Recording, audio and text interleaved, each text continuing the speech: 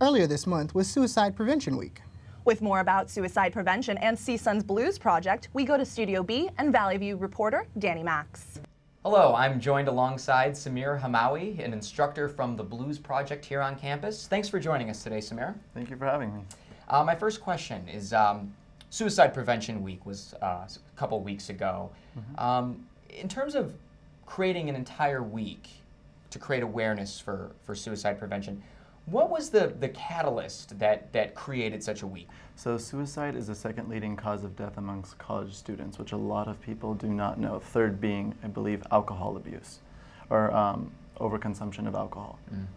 And so we really try to connect with the students in a mental health component, such as Suicide Prevention Week, right from the very beginning, because they are bombarded with so much information, and that can sometimes cause stress or high levels of anxiety and even depression. And when does normal stress become depression and can lead to severe depression? How does that?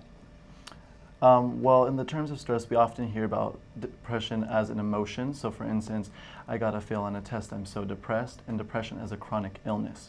So depression symptoms lasting more than 2 weeks, going on for, a period of months, even years, is really when that stress becomes unnormal.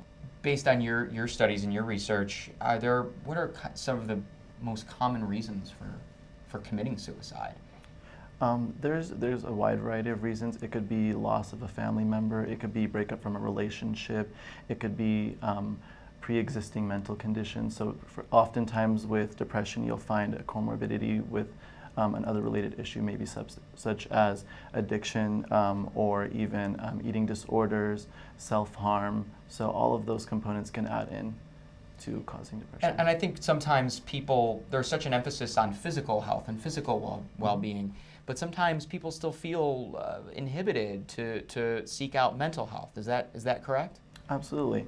We encourage every individual to seek out mental health, not even if you're even in psychological distress, but just to get, up to that status quo and just, maintain that balance in your life.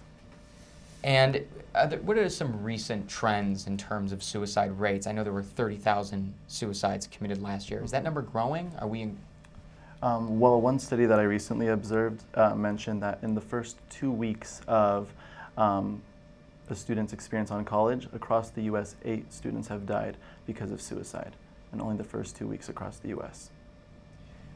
So what exactly where does the Blues Project come into play then, in terms of on campus and in the community? What sort of things are you involved in? We specifically provide students with myths and replace them with fact about suicide and depression. We also educate them on how to recognize the warning signs, the do's and don'ts.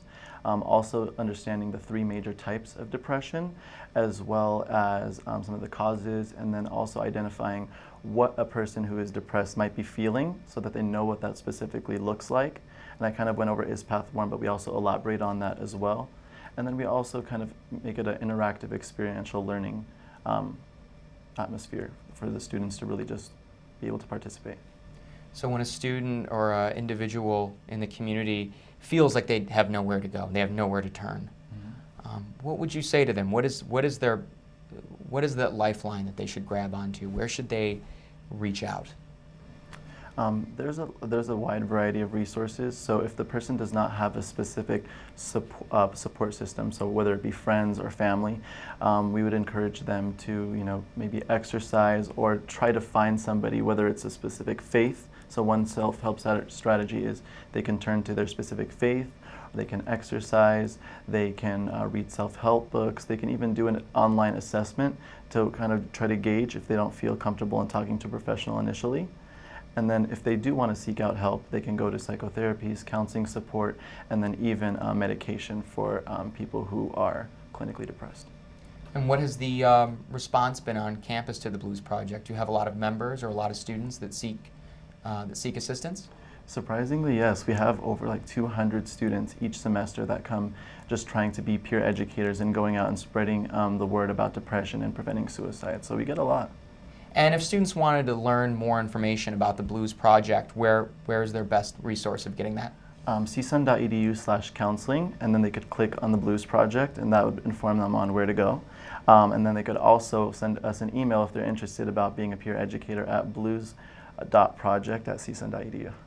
Thank you very much for joining us today, Samir. Absolutely. Back to you guys in the studio.